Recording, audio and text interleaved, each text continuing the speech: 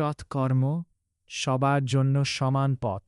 সৎ চিন্তা, সত্য কথা এবং সৎকর্ম করতে ধনী হওয়া লাগে না। চপর মানুষের সমাজে শ্রেণীভেদ আছে, ধনী গরিব, উচ্চ নীচ, পেশাভিত্তিক বিভাজন। কিন্তু আল্লাহর বিধানে এই বিভাজনের কোনো স্থান নেই। সৎকর্ম বা ইবাদত এগুলো এমন কোনো বিষয় নয় যা অর্থ, অবস্থান বা সামাজিক মর্যাদার উপর নির্ভর করে, বরং কুরআনের আলোকে দেখা যায় আল্লাহ এমন সব কাজকে সৎকর্ম হিসেবে নির্ধারণ করেছেন যা প্রত্যেক মানুষ তার নিজ নিজ অবস্থান থেকে করতে পারে। আজ আমরা লক্ষ্য করি কিছু নির্দিষ্ট ইবাদতকে এমনভাবে উপস্থাপন করা হয়েছে যে সেগুলো কেবল ধনীদের জন্য, হজ্জ অর্থবানদের জন্য, স্রষ্টার সাথে সাক্ষাতের জন্য আপন দেহঘরে ভ্রমণ, কুরবানি সামর্থ্যবানদের জন্য, নিজের শরীরপুরি বিসর্জন, জাকাত সম্পদশালীদের জন্য, ধন সম্পদ নয় আপন ইচ্ছা প্রবৃত্তিকে সমর্পণ।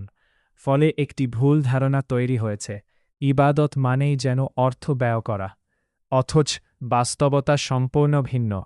আল্লাহ যে সৎকর্মের তালিকা দিয়েছেন সেখানে সবচেয়ে বেশি গুরুত্ব দেওয়া হয়েছে মানবিকতা, ন্যায়বিচার এবং চরিত্রের উপর, যেমন এতিম ও অসহায়কে সাহায্য করা, পথচারী, ভ্রমণকারী, ভিক্ষুক ও ঋণগ্রস্তকে সহায়তা করা, প্রতিশ্রুতি রক্ষা করা, সঠিকভাবে ওজনে দেওয়া, আমানত ঠিকভাবে পৌঁছে দেওয়া, সত্য কথা বলা এবং সত্য সাক্ষ্য দেওয়া, সত্য গোপন না করা, বিপদ, অভাব, অসুস্থতা ও কষ্টে ধৈর্য ধারণ করা।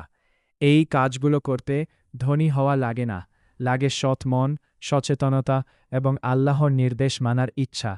এখানেই মূল পার্থক্য।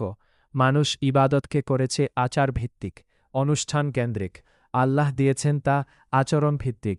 যে গরিব দিনমজুর তার সামান্য আয়ের মধ্য থেকে একজন ক্ষুধার্তকে একবেলা খাওয়ায়, তার কাজ আল্লাহর কাছে মূল্যবান। যে ব্যবসায়ী সঠিক মাপে দেওয়া, প্রতারণা করে না, সেও ইবাদতের মধ্যে আছে। যে ব্যক্তি সত্য বলে, প্রতিশ্রুতি রক্ষা করে, সে প্রতিনিয়ত ইবাদত করছে। অর্থাৎ সৎকর্ম কোনো বিশেষ শ্রেণীর জন্য নির্ধারিত নয়, এটা সবার জন্য উন্মুক্ত। প্রত্যেক মানুষ তার অবস্থান অনুযায়ী এই পথ অনুসরণ করতে পারে।